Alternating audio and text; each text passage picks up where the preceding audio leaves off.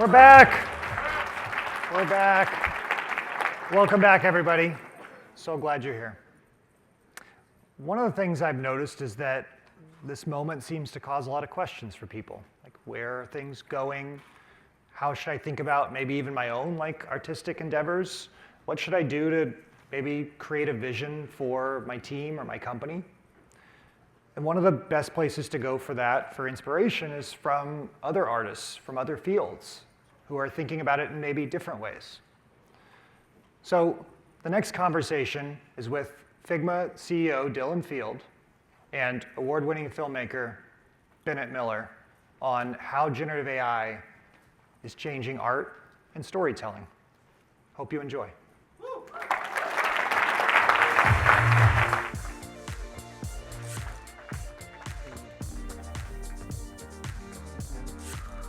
Mr. Bennett. All right. Oh, thank you. Hey! Well, it's great to see you all again, and I just want to give a warm welcome to Bennett. Let's give him a round of applause for being here. Thank you. Thank you. So Bennett is someone who I've been so impressed with as I've gotten to know prepping for this conversation, and it's been really fun.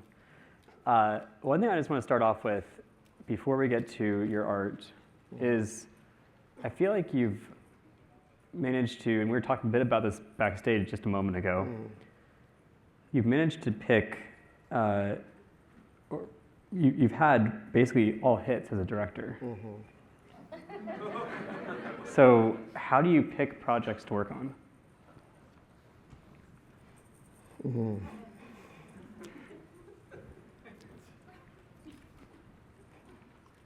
I honestly don't know how to answer the question, honestly.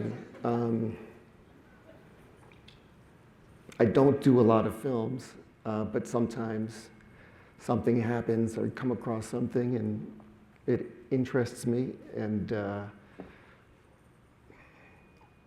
I don't find out until later maybe why it interested me.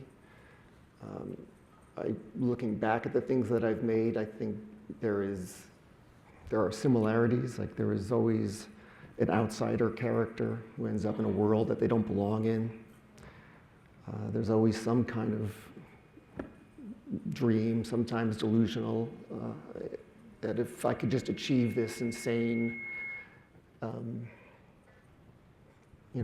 goal, that it will remedy the damages of my life and everything will be fine, and that kind of thing.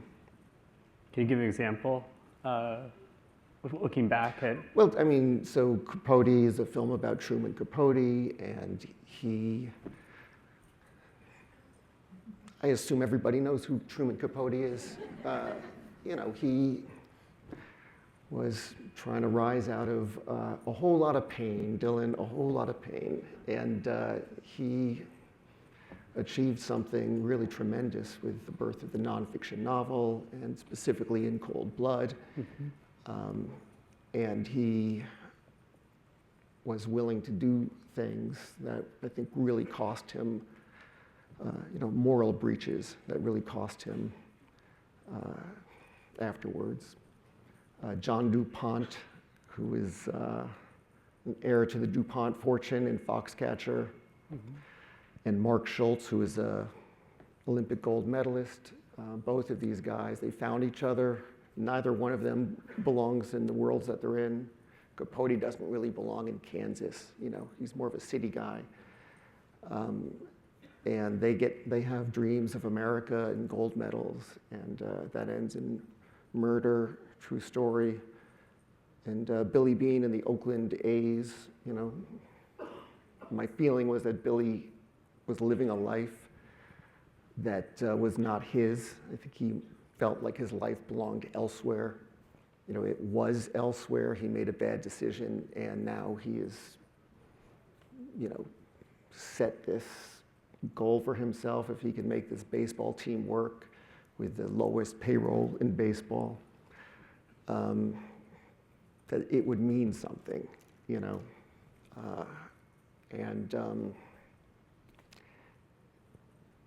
like that. I'll say one more thing, Yes. and then I'm not going to do long answers after this.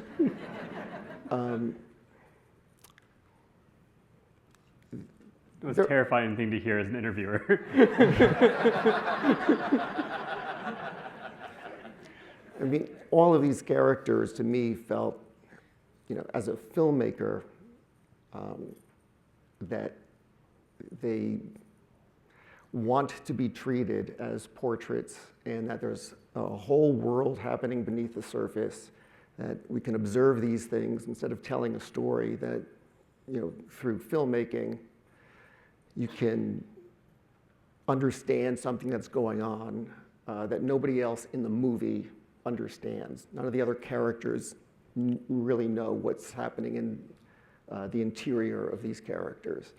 And so there's quietness, and there's the film up here, and then there's the film beneath the thing. So all of those stories allow for that, and I find that really attractive. And how do you think of that as a parallel to the subject of, or the subject you've chosen with AI art now? Can you repeat that? How do you think about the parallels of the way you picked those projects and the way you picked now the projects, the subjects that you're trying to capture through diffusion models? You know what? That's a really good question. And it occurs to me immediately, I'd never thought about it, that I was given just a little bit of background. I had been working on a documentary film about AI and the acceleration of technology and the transformations that are upon us that are obviously enormous and unimaginable. And I interviewed everybody from Sam Altman to the Dalai Lama to Marilyn Williams, and, Jamaica Kincaid and Tom Stoppard and Henry Kissinger and so on and so on, over 100 people, and many, many people from out here. In the premise of the thing, there was no thesis, but the premise is that because of the acceleration of technology, because the world is networked and AI is upon us, I began shooting this in 2015. So these interviews with like Sam Altman and people like that are from 2016, 2017. And the idea is that because big change, if you accept the premise that big change is upon us, I thought it was a good moment to hit pause and ask, some of the 101 questions, like, what is a good life? What is a better world?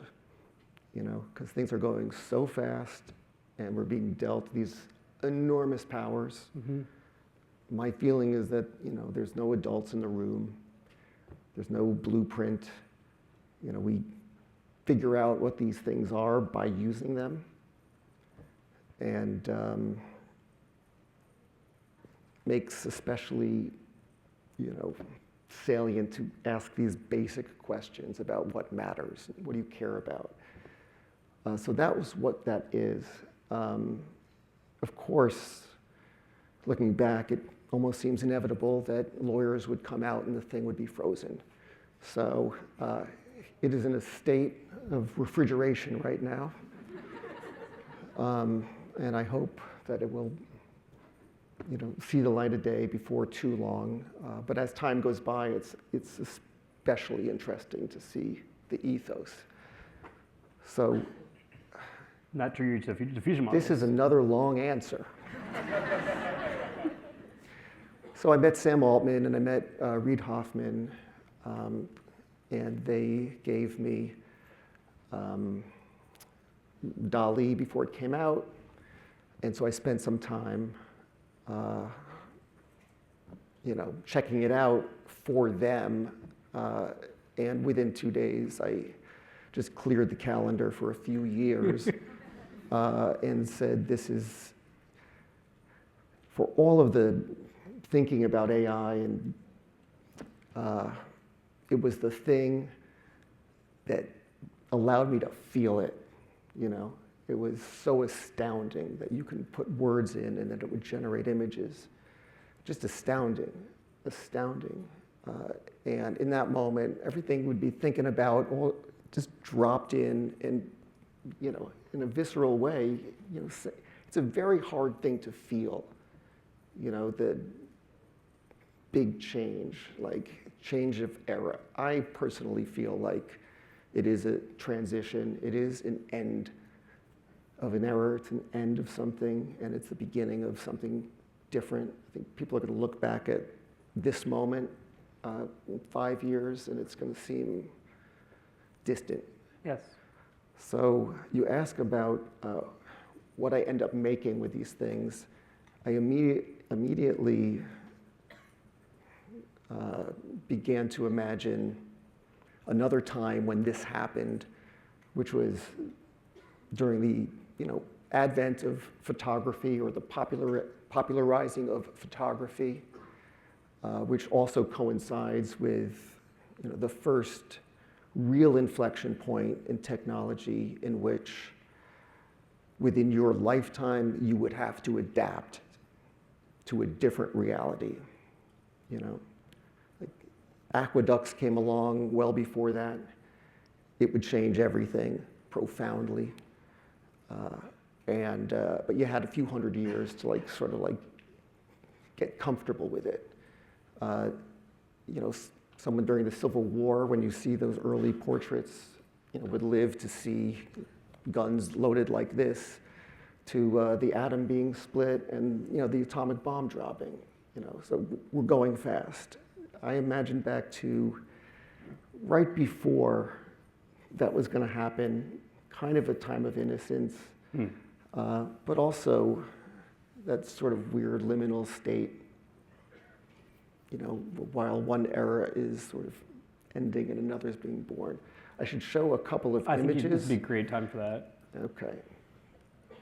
Because it'll ground everybody on what we're talking about. Yeah, so all of these images were made with the very first available model of DALL-E from OpenAI, and they are arrived at through text and, you know, manipulation within the app, and printed and hung on walls. So.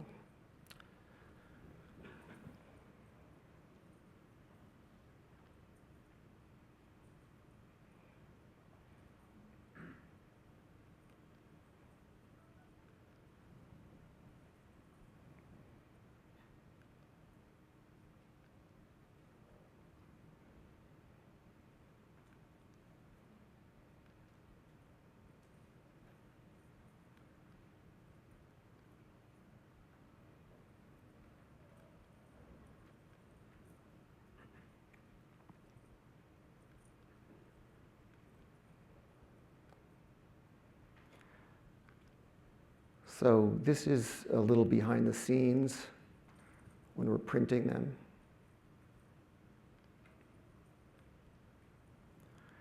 And we've had a couple of shows at the Gagosian Gallery. We're going to do another one in Paris.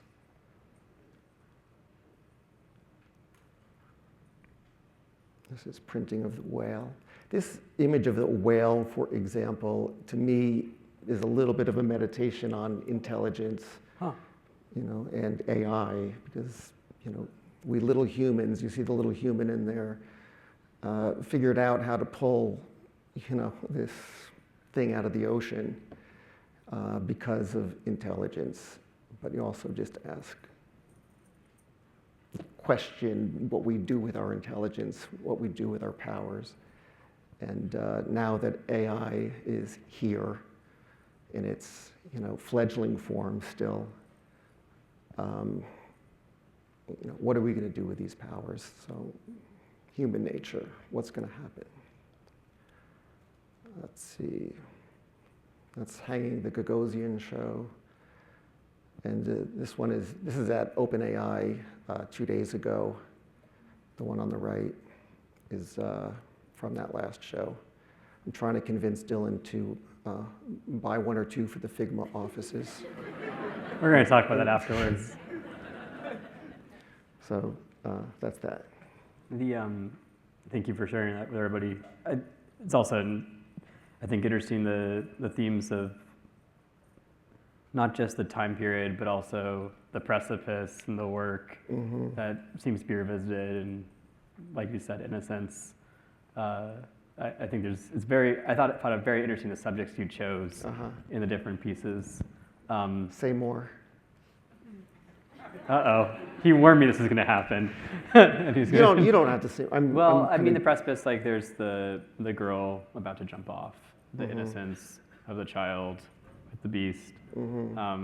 So I found it just like maybe it's in my own interpretation that I'm bringing. Maybe that wasn't your intention, but I did think it was an interesting parallel as you start to think about the moment we're in, that you're expressing through a moment in the past. Yeah. It's also the idea that so much enters the past and is gone forever so quickly. And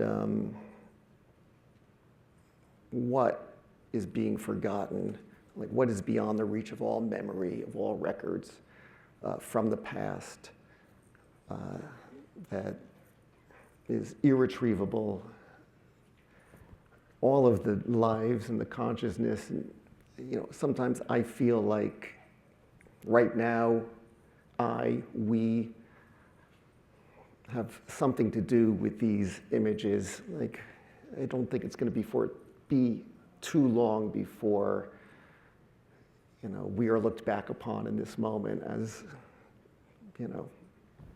beyond really understanding our experience of life. The landscapes are just so different. Just the speed and the hugeness with which the landscapes within which we live our lives are unrecognizable. Talk to anybody, my age or older even.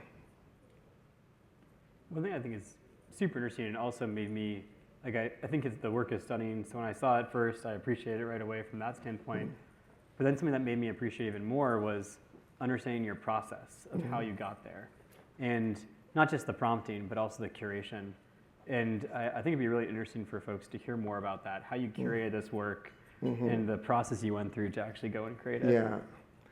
Well, the difference of working on art like this and working on a film is that you don't have to be so clear, that you can really get lost and you could really be in flow and, you could be more instinctual. This has to happen in film anyway, and by the time the machine starts, if you really aren't very, very clear, all sorts of stuff creeps in and threatens, and you end up not making the film that you intended. But with this, it just afforded an unplugging of the left brain, and looking back at thousands and thousands and thousands of images and seeing what stands out, and maybe not even grokking them, but gravitating towards them and going deeper and iterating within that. And then some of them just, especially resonated, and finding a group within that which felt like a body. So each show is a different body of these things. One thing we've talked about before is also that, there's your experience directing, giving humans prompts. Yeah. And your experience of prompting and curating, there are some parallels, and I think that is immensely interesting. I don't know how much that you want to share with everybody. I like that term, like prompting humans. It's exactly what happens, And I do feel like this medium, and this generative AI, text to image, is a new medium. My stuff looks like photographs it's not photography, it's not photography, it's not photography, and it's not photography, but it looks like it.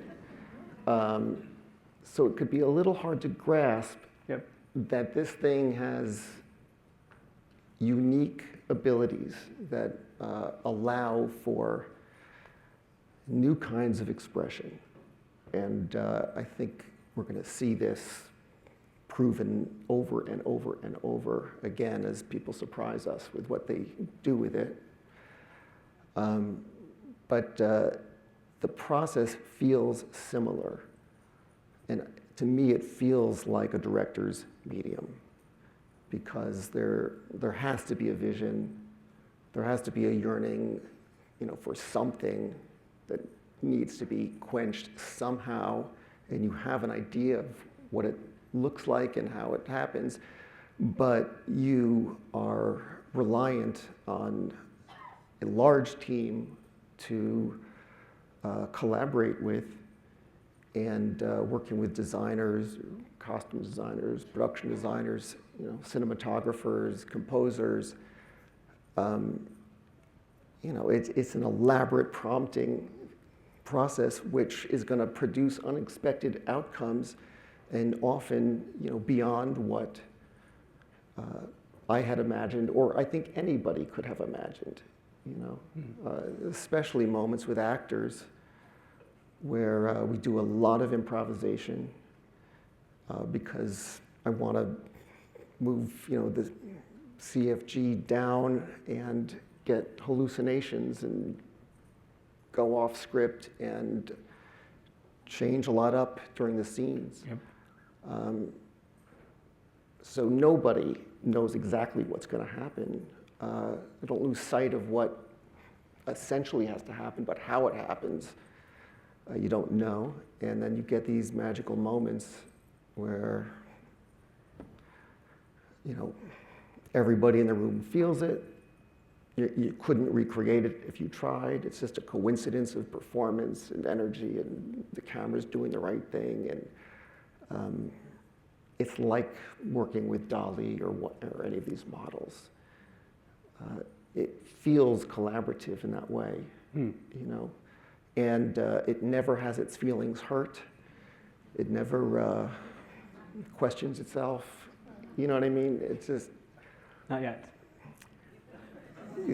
We're not going to go down that road. Maybe we have drinks later. I want to have that conversation Okay, we'll talk about and it set later. you straight. That is, I'm never going to choose to have an AI that even pretends to be upset. In the meantime, I'm saying nice things to Alexa just in case. I do that too. Yeah. When I prompt, I'm always like, please and thank you. It's like that's great. And It's no risk to being polite. but I do it. And it's not because I think the thing feels good, or actually I'll punish it if it says, I'm so happy that you think that's great. I'm like, stop, hold on. Let's examine that for a moment. Really, are you really happy? ChatGPT, are you really happy? And It gives you a bulleted list response. I'll set it straight, and then I'll say, thank you for let's just proceed with that, and act accordingly. He goes, absolutely, I'm glad we figured that out. So anyway, it's like a director's medium, because you have to concede control. And yet, at least, my way of it is that there is something that there is an urge for something and an idea about it, but you have to bring an openness and rely upon, something you cannot control. And I favor, finding the right place, but I definitely favor more hallucinations, a little bit less control, more creativity, and I'm happy to suffer, gazillions of iterations to get there. And one thing that we've touched on in the past is, you mentioned to me that actors don't always like working with you. But then, I think you said it. But then you look up. I don't think I said that. Oh, okay. Sorry. I know it's true sometimes, but not like. Not globally true. I don't know if any actor would say. What I was going to say next is you get a lot of them Oscars, though. Dylan, let's be serious for a moment.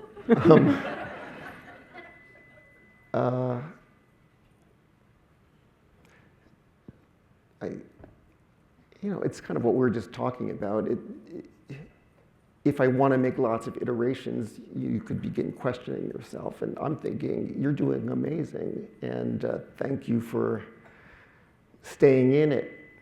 Even if it's more takes than you've ever heard of anybody doing.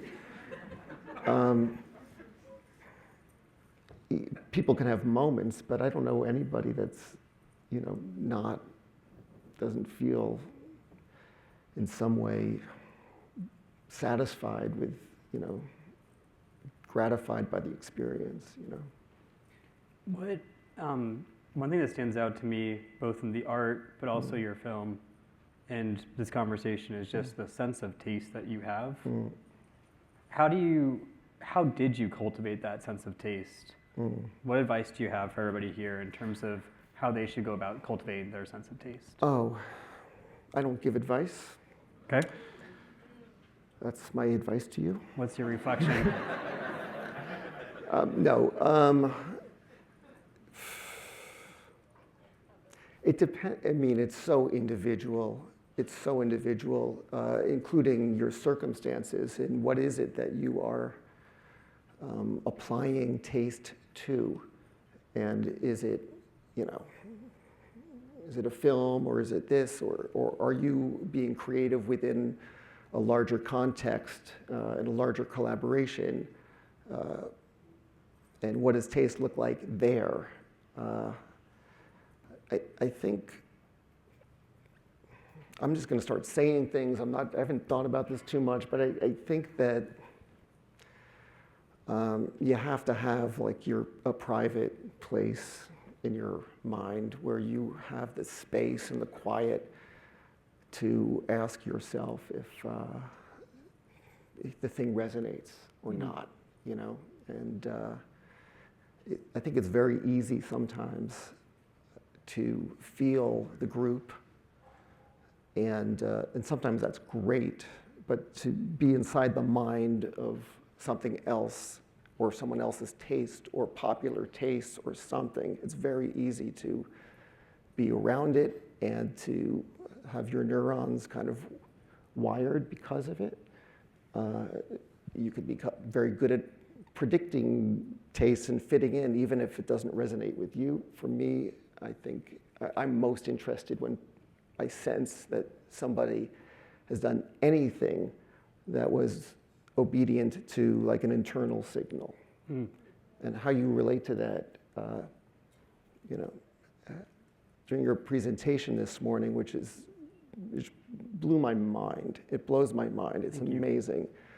And these tools that are going to facilitate stuff. I'm thinking, what's going to happen now that a lot of the repetitive anti-flow stuff is solved, and that goes from being 60, 70, 80% of what you have to deal with to like 2% or 3%. What's going to fill that space?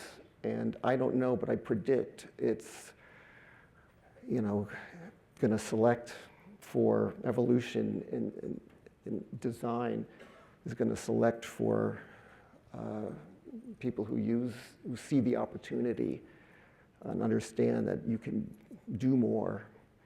And I expect to see less conformity than more.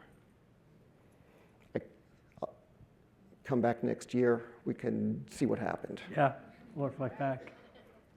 Do people agree with that, by the way? Do people feel that way or otherwise? Yeah.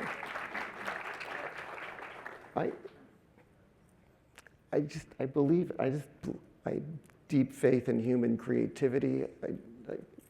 Working in films, I've heard a lot of anxiety about. Yep. I've always been, an early adopter, and I've always been gadgety and all that kind of stuff.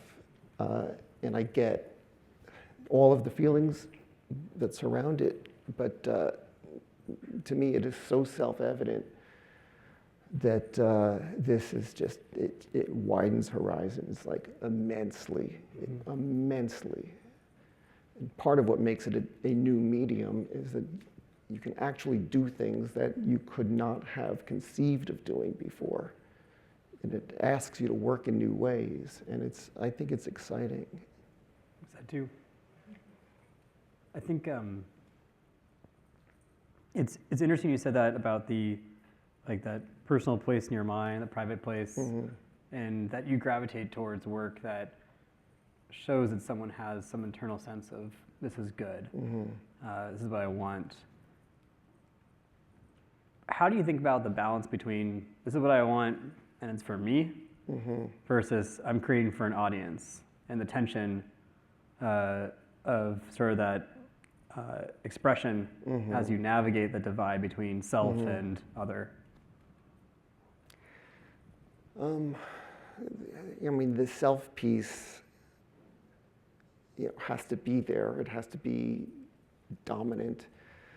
And it's, I think I made my first film, which I couldn't be happier with, without it really sinking in that anybody was going to see it. My first film was a documentary portrait of a New York City tour guide, and like a brilliant soul, but me and him with a mini DV camera, nobody else was there, and finished it, in my apartment, and a lot of people ended up seeing it, but my vision was holding that, get ready, VHS tape, just to say I did that, Yeah. I don't test screen a lot, minimum amount that is required. So, what do you have other than your own intuition, And when I made my first narrative film, which was Capote, there was that moment when I arrived at the edit, and already, people who had access to the footage were involved with financing or whatever, and people, the notes and everything, and pressure before I even begin. There was, a moment where I had a small epiphany that I might never get to make a film again. This might be the only opportunity I ever have. And if that's the case, I want to know what my film looks like, And that works for me, and I've approached everything like that since. I'm not oblivious to an audience, So that obviously has some gravitational pull. I think it was Willie Wilder who has his commandments about films. The first one was, "Thou shalt not bore." And, that's a stinging commandment, especially because I like things slow, deliberate, intense, silence, space. But how to make that stuff dynamic is, meaning not boring, is a challenge. But something you've accomplished now with the art as well. Depends who you ask. Okay, fair enough. If you feel that way, I'm very happy. I think those themes resonate to me. These are images that are quite still. Yeah. Sometimes they feel quite silent. Yeah. And they stir. Now I got to look at my notes a bit.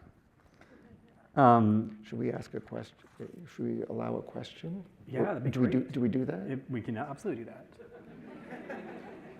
If anyone has questions. Stunned, silence, no stirring. Oh, just kidding.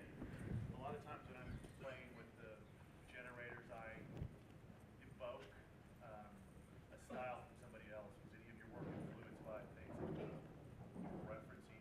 somebody else? Yeah. As far as referencing an individual, Or an artist? yeah, not an artist, but because my stuff looks, is obviously inspired by and influenced by real photographs. In the first show, in the first series of stuff I did, there is an image that is very specifically Edward Curtis. It's not an image that Edward Curtis would have, could have made. But if you're not familiar, Edward Curtis did these extraordinarily beautiful images of Native Americans, indigenous people on this continent, and he spent many years, I think 12,000 photographs in the late 19th and early 20th century. They're incredible, extremely advanced eye, and yet they're beautiful, and they also feel a little bit like a lie, many of them. He would stage things. These are real people, but stage things. And you could look at an image and know that this was scouted for light, and the shot had to go off at 7:20 a.m. kind of thing. And there is something in the characters, I'm calling them characters, in these people, that is, frozen. And so I made something that sort of that aimed to unlock that. But it's, Edward Curtis. There's one other, but it's more influenced by data sets of things like anonymous found photographs and sort of subgenres within of like, I don't know what you even call it, but like death photography. It was very common in the 19th century to photograph, to take beautiful photographs of the deceased in your family, and there's just an aesthetic to it. So, but no artists, and certainly nothing that is within a few generations of copyright. But I'm also not being funny about that. It's intentional. It was a happy coincidence. Happy coincidence. I would not feel comfortable doing something that was taking from a contemporary unless I was really doing something with it, and even then I would be thoughtful about it. I'd feel terrible about myself if I'm like just drafting off of somebody. Go for it. Let's select a question. Up to you. Definitely. You could have one. You could have. No. Go for it. How does your technical understanding of these models influence your excitement and joy using them? So how does my technical understanding affect my joy of using these, in creating with these models? It's changed over time because my understanding, which is still not, profound, but decent. When I began, I knew very little. I could talk to the DALL-E team, and they can answer questions, and there was enough to read about it, but that was the most amazing moment, not knowing anything about it, and just like collaborating with a person you don't know and seeing how that works. And as time goes on, and I'm using refining tools that give profound control, it's ending up feeling more like a mechanism.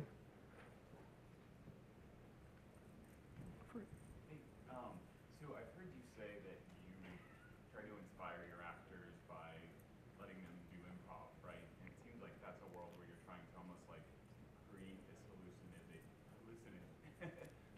Hallucination. Yeah. Thank you. And it seems like we're trying to control those hallucinations in AI. Yeah. We're kind of going the opposite direction. Help me reconcile that thought. Yeah, so working with actors, we want to improvise and create an environment where hallucinations can happen. And the development of a lot of these models are going the opposite direction and being more literal. I think that that's not a trend that can continue. I mean, it can continue, but anybody who wants, to open it up is going to have the capacity to do that. Oh, there's one way in the back.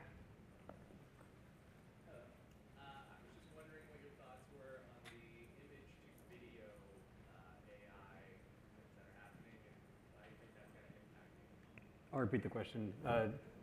Thoughts on the image to video AI that's happening and how that's going to impact things? My experience with it, and I've had Sora since the beginning, is wow. It's similar to my feeling with DALL-E when it launched. It's great for producing wild, hallucinatory stuff. What the eventual application is to like the entertainment industry, and I don't know. It does still feel like early days. You're gonna have to wait another few weeks.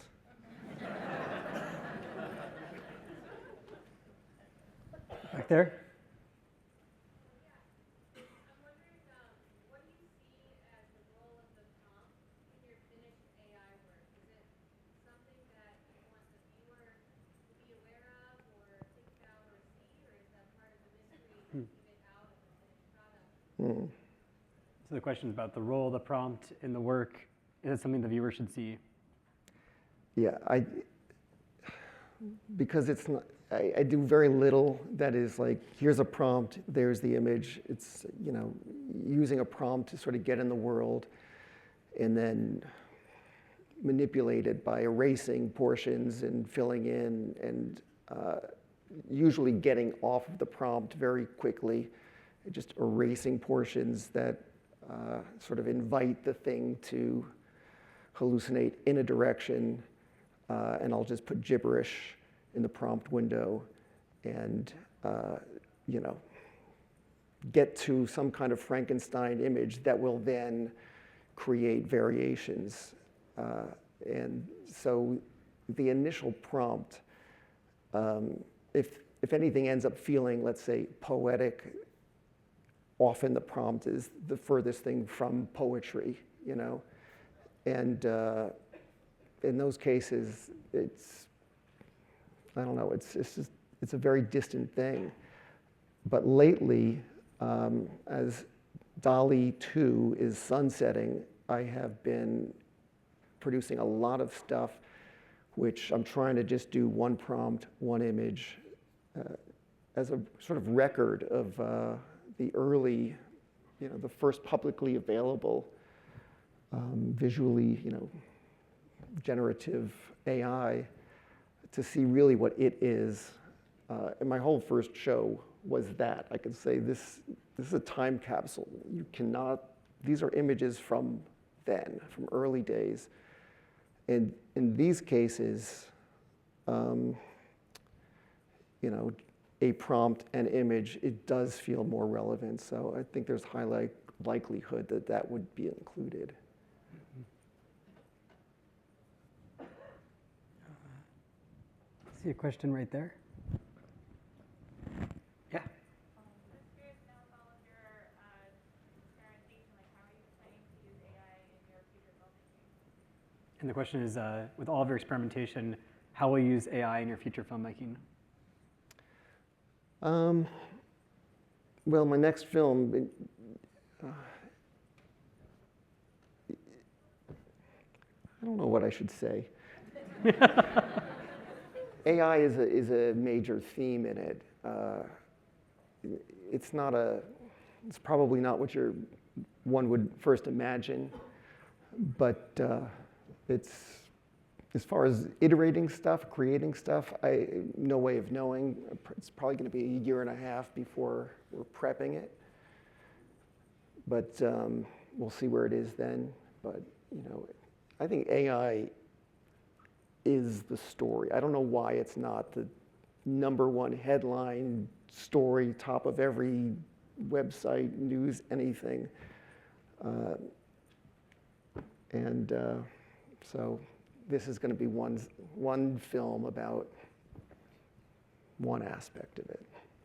Subject, are you planning to use it as part of your concepting, part of any workflow, part of any ideation, part of any collaboration, or something different? Yeah, without a doubt. I mean, I previs a lot, and this just makes it easier. Concepting, working with a writer now, we found it to be informative, but not particularly helpful writing stuff.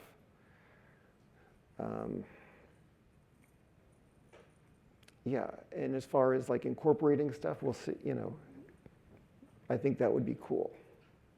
All right, we got time for one last closing question, if anyone's got a great one. You do?